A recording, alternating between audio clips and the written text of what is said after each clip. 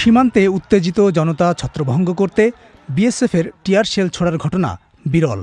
18 জানুয়ারি ভারতের সুখদেবপুর ও বাংলাদেশের চৌকা কিরণগঞ্জ সীমান্ত এলাকায় দুদেশের জনগণের এই মুখোমুখি অবস্থান সীমান্ত উত্তেজনায় নতুন মাত্রা যোগ করেছে।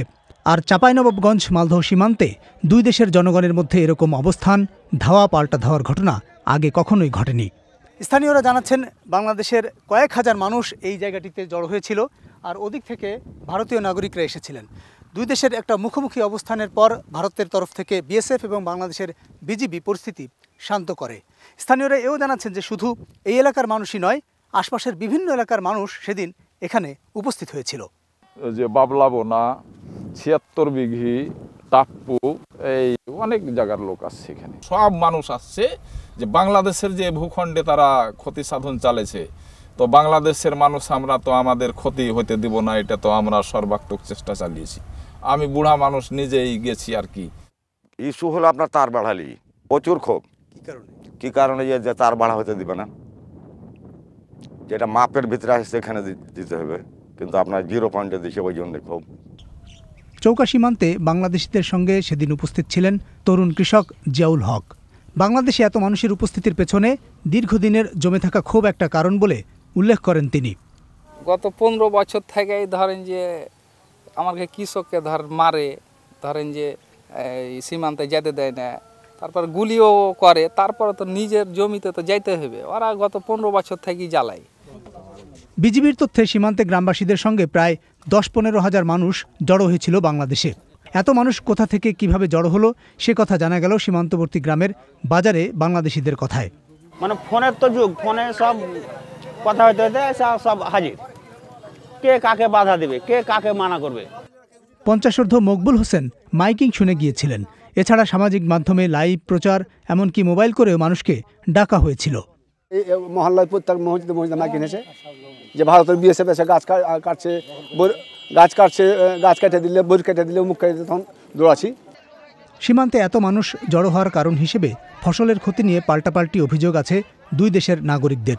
এক্ষেত্রে ভারতের গ্রামবাসীরা জানাচ্ছেন, দীর্ঘদিনের নিরাপত্তাহীনতা, সমস্যা এবং সীমান্তে বেড়া দেওয়ার পুরনো দাবির কথা। আমাদের কৃষক গেছে জল ছাড়তে, জমিতে সেচ করার জন্যে, পুরা দেখি মেশিন শ্যালোকে পাইপ ঢুকিয়ে, এই বোতল ঢুকিয়ে শ্যালোকে পুরা বন্ধ করে মেশিনগুলো, পাম্পসেট মেশিনকে উঠিয়ে নিয়ে চলে গেছে। প্রায় 7 থেকে 8টা মেশিন উঠিয়ে নিয়ে চলে গেছে। আমরা সবসময় আতঙ্কিত, আমরা চাইছি যে তাড়াতাড়ি তার বেড়াটা হোক, না হলে আমরা অশান্তিতে ভুগছি।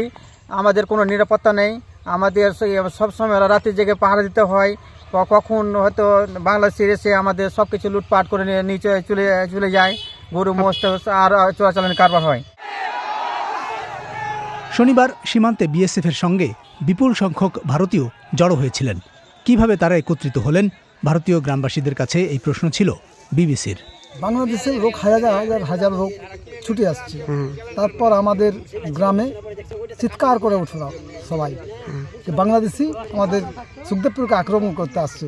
তারপর গ্রামের লোক সজাগ হয়ে একত্রিত হয়ে ঝাঁপিয়ে পড়ি আমরা। চাঁপাইনবাবগঞ্জে 18 জানুয়ারির ঘটনার সূত্রপাত হয় এই কিরণগঞ্জ সীমান্তের কাছে।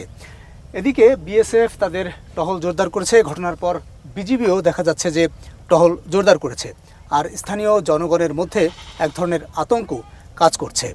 ভারত বাংলাদেশ সীমান্তে এরকম জনবিক্ষোভের নজির খুব একটা নেই, তাই সীমান্তে দুদেশের সাধারণ মানুষের এরকম মুখোমুখি অবস্থানকে বিপজ্জনক হিসেবেই দেখা হচ্ছে।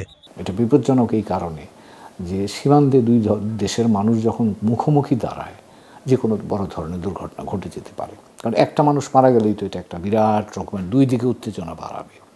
এবং যেহেতু দুই দেশের সীমান্তরক্ষী বাহিনীও সেখানে আছে, তারাও কিন্তু এতে সম্পৃক্ত হয়ে যাওয়ার একটা আশঙ্কা কিন্তু থাকে।